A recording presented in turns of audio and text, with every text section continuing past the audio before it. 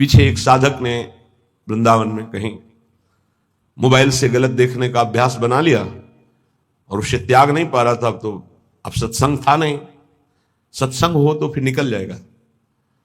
वो उसी में डूब गया और अपने शरीर को पूरा कर दिया, अर्थात आत्महत्या कर ली। एक बार बताया था सत्संग में, वही प्रसंग थोड़ा सा छिड़ा।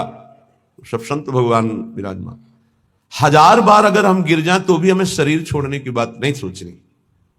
गिरता वही है जो दौड़ता है, जो गिरे पड़े हुए हैं, चल ही नहीं रहे, वो क्या गिरेंगे। साधक को हर गिरने में एक उपदेश मिलता है, हमसे त्रुटि कहां हुई। पर यह बल सत्संग से मिलता है। यदि सत्संग मिले तो 1 मिनट में ऐसे सब निराश नहीं होना। किसी भी साधक को ध्यान रखना, हमारा बल भगवान है। कोई हम में त्रुटि है, कोई अभिमान है, कीन हो इस कभों अभिमाना, सुख हो वंचा कृपा निधाना, बहुत ये गूढ़ बात है। साधक में कहीं ना कहीं थोड़ा जितेंद्रियता का, साधुता का, दिव्यता का अभिमान हो जाता है। उसका नाश करने के लिए उसको घुटने टेकने पड़ते हैं माया के आगे। तब उसको लगता है नहीं, सर्वलोक महेश्वर भगवान ही मुझे चला रहे हैं, मेरे में कोई सामर्थ्य नहीं है। कभी ऐसी किसी के साथ घटना घट जाए तो आपको प्रायश्चित होगा, क्योंकि भक्त है, आपका हृदय जलेगा, दंड मिलेगा, निंदा होगी, अपमान होगा, लेकिन आपको निराश नहीं होना। आपकी परम पदवी को कोई भी बाधा नहीं पहुंचा सकता। ये ध्यान रखना, हमारे शब्द याद रखना। कभी कदम पीछे मत चलाना, आगे ही बढ़ाना। ये संसार नहीं जानता। तभी हम कहते हैं कि संतों के पास बैठकर जो सुना जाता है उनके अनुभव सुने जाते हैं। शास्त्रों में तो सब लिखा ही है, लेकिन जो शास्त्रों में लिखा है उसका उन्होंने साक्षात्कार किया है, फिर अनुभव करके बोल रहे हैं। तो इस बात को समझे, 1000 बार त्रुटि हो जाए, गलती हो जाए, हम ये नहीं कहते गलती करो, लेकिन 1000 बार गलती हो जाए तो भी हमें प्रभु का मार्ग नहीं छोड़ना और अपने शरीर को किसी भी तरह से बाहरी दंड नहीं देना, आंतरिक दंड देना है। उपवास के द्वारा, कम आहार के द्वारा, परिक्रमा, नाना प्रकार की तपस्या का अनुष्ठान करके भस्म कर दो अपनी वासना को और प्रभु को प्राप्त करो।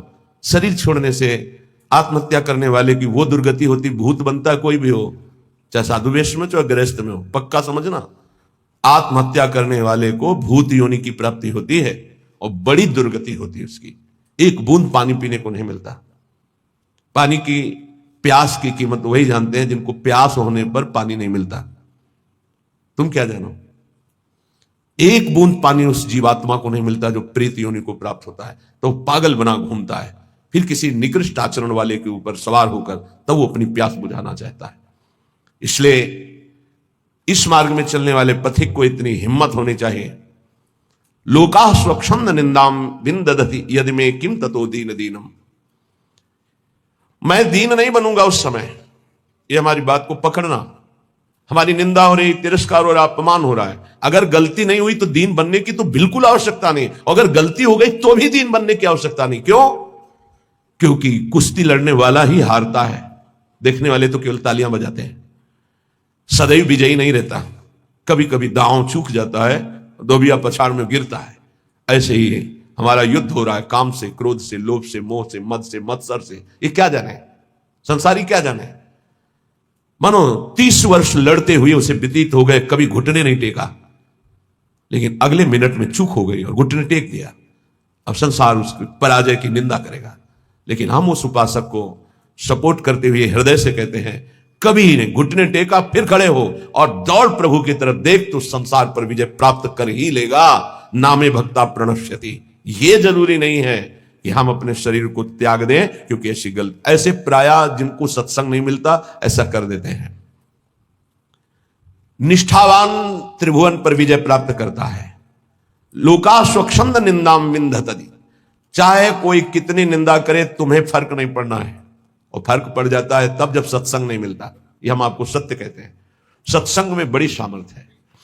संतों के वचन अमोघ अमृत होते हैं। सत्संग ही बचाता है, संत वाणी ही उठाती है हमको।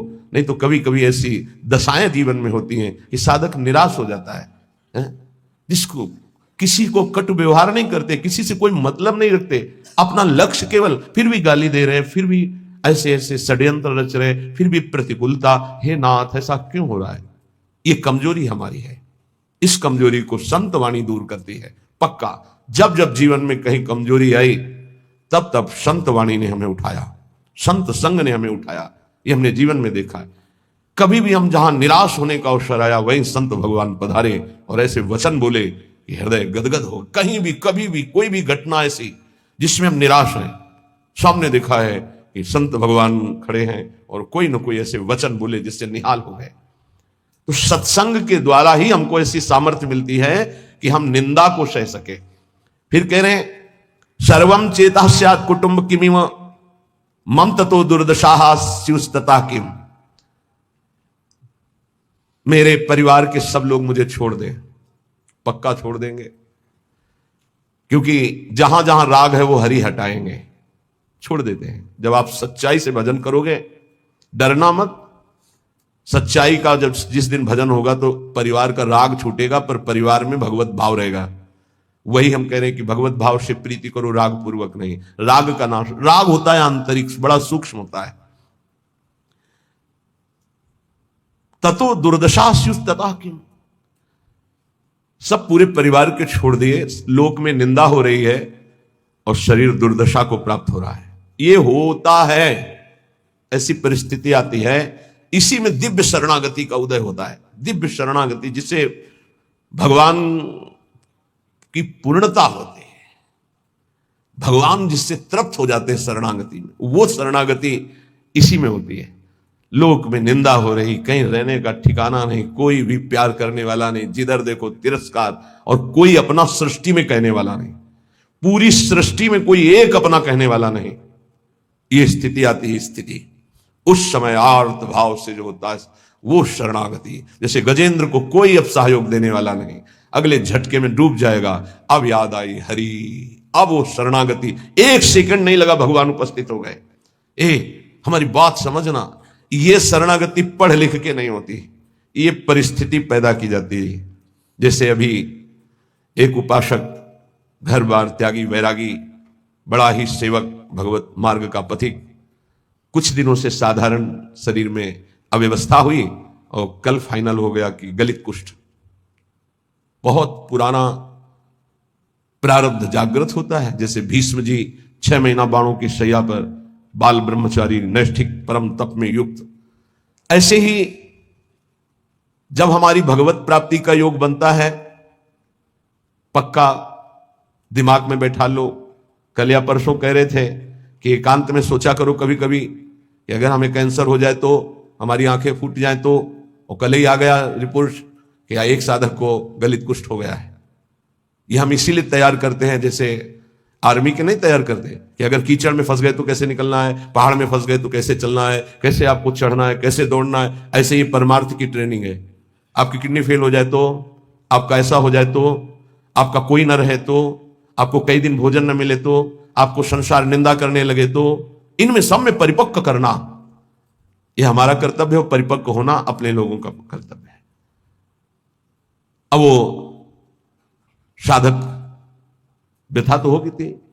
गलित कुष्ठ का मतलब अभी तक तो मेरी दृष्टि में इसमें कोई भी औषधि का योग नहीं देखा था। अब नया चल पड़ा हो तो नहीं कहते। जैसे किडनी फेल होने का मतलब है मृत्यु, लेकिन अब डायलिसिस चल पड़ा है, उससे जब तक जिलाएं तब तक जी सकते हैं, जब तक योग है।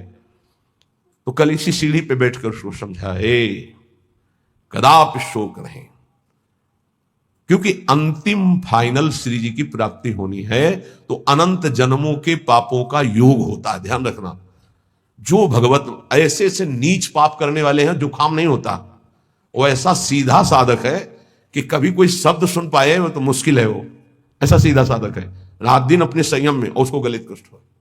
ये बड़ा विचित्र खेल है। पूर्ण धर्म से चलने वाला, पूर्ण त्यागी, पूर्ण भगवत मार्ग, इतना भी कहीं अपराध की संभावना नहीं, किसी से कोई मतलब ही नहीं, कोई जानता ही नहीं, और उसको गलित कुष्ठ। ये क्या है? अनंत जन्मों का हिसाब बराबर श्री जी के पास जाना है। श्री जी के पास जाना है। रामकृष्ण परमहंस जी के गले में कैंसर, भयानक पीड़ा का हर समय संयोग, किस लिए? अंतिम जन्म है, अब जाना है मुझे लाडली जी के पास जाना है। तो जितना हिसाब किताब है बराबर, फटाफट बराबर होता है। तो संसारी आदमी डरता है। भक्ति में जो प्राप्त हो रहा है तुम क्या समझ रहे हो? हजारों बार जन्म करके मरना होता है ऐसे सड़ सड़ के, और ऐसे ऐसे ऐसे कुछ नहीं बिगाड़ पाएगा गलित कुछ नहीं बिगाड़ पाएगा। सभा में कह रहे कुछ नहीं बिगाड़ पाएगा। प्रारब्ध ही तो है ना, पूर्व पाप। राधा नाम से बढ़कर प्रारब्ध होता है क्या? है कुछ नहीं। कल यही सब है, कुछ नहीं।